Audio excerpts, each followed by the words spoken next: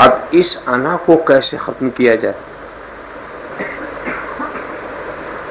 کیسے ختم کیا جائے؟ تو اس کا ایک نسخہ تو یہ ہے، بہت ہی عام فہم نسخہ، ویسے تو بڑی مشکل راستے ہیں یہ، عام فہم نسخہ یہ ہے کہ آپ اپنے کو سب سے کمتر سمجھیں، کہ سب سے کم ہم ہی ہیں، بقیہ سب اچھے ہیں۔ اس کی مشق آپ شروع کریں کہ سب سے زیادہ کم ہم ہی ہیں، بقیہ سب اچھے۔ اس سے ایک تو فائدہ یہ ہوگا کہ جب آپ کو اپنی کمی کا یقین ہوگا تو اچھائی کی طرف بڑھنے کی ترغیب بھی ہوگی، اور جب آپ پہلے ہی سے اپنے کو مکمل سمجھے ہوئے ہیں تو اب آگے جانے کی ضرورت ہی کیا؟ آپ تو پہلے ہی سے بہت قابل ہو چکے ہیں، تو آپ کے لیے کچھ کرنا ہی نہیں۔ تو اپنے کو سب سے کم سمجھیں۔ دیکھیے، اپنی بڑائی کا احساس بہت چیزوں سے آتا ہے۔ کبھی کسی کے پاس اپنے علم کی وجہ سے بڑائی کا احساس آ جاتا ہے، کبھی ماحول جو ہے وہ انسان کو بڑائی کا احساس دلاتا ہے۔ بڑے گھر میں پیدا ہو گیا تو بڑائی کا احساس اس ماحول سے ملتا۔ کبھی انسان جو ہے دنیاوی برتری اس کے پاس ہوتی ہے، مال و دولت، اس کی وجہ سے اس میں بڑائی کا احساس پیدا ہوتا ہے۔ کچھ لوگ اس کی باتیں ماننے لگتے ہیں، اس وجہ سے وہ اپنے بڑائی کا احساس پیدا ہوتا ہے۔ تو بڑائی کا احساس پیدا کرنے والی بہت ساری چیزیں ہیں۔ تو یہ اپنے دل کو سمجھانا کہ ہم سب سے کم ترین مشکل کام ہے، یہ آسان کام نہیں، اس لیے کہ انسان اپنے کو سب سے بہتر سمجھتا ہے۔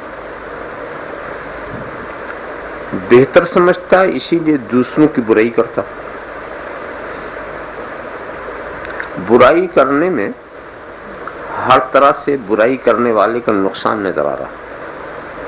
کیوں؟ آپ جس کے برائی کرتے ہیں دو ہاتھ سے خالی نہیں، یا اس میں وہ برائی ہے یا نہیں،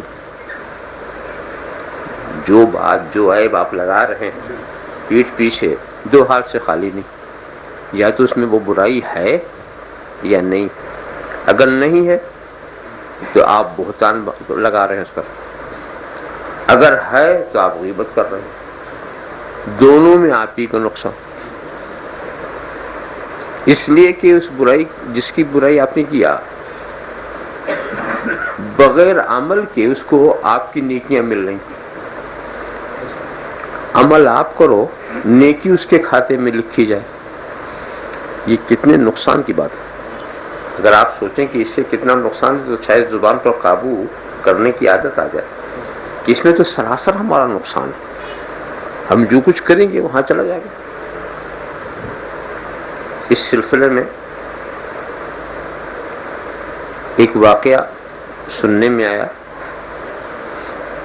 کہ ایک بزرگ کو یہ معلوم ہوا کہ فلاں شخص ہماری برائیاں کرتا۔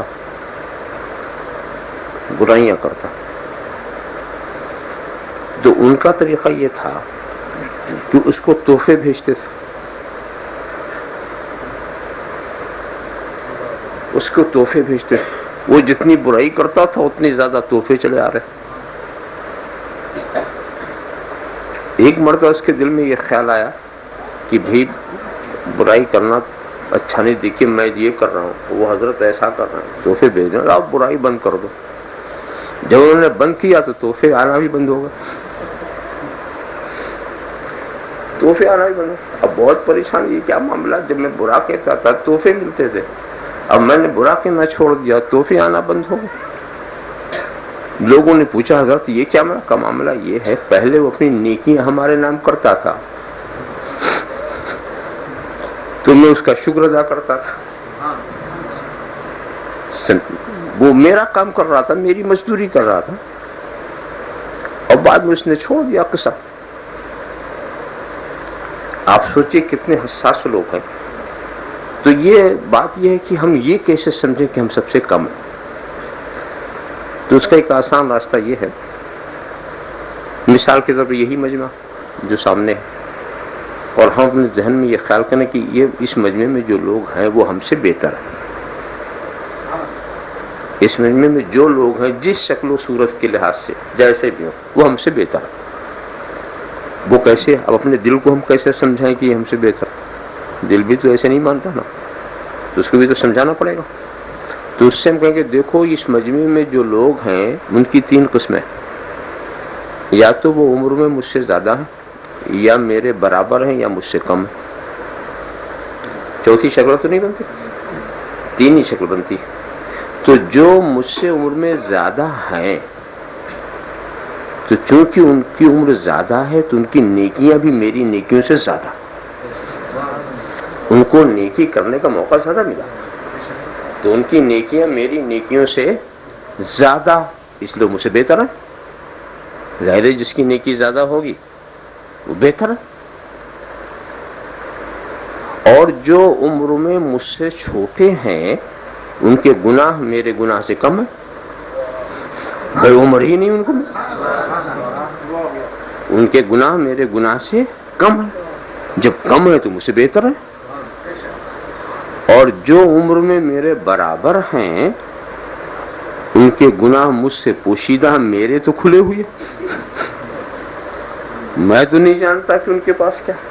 تو جس کا معاملہ چھپا ہوا ہو وہ بہتر ہے اس سے جس کا معاملہ کھلا ہوا۔ تو اگر اس کی آپ مشق کریں گے تو واقعی پھر آپ کو اپنی انا کو فنا کرنے کا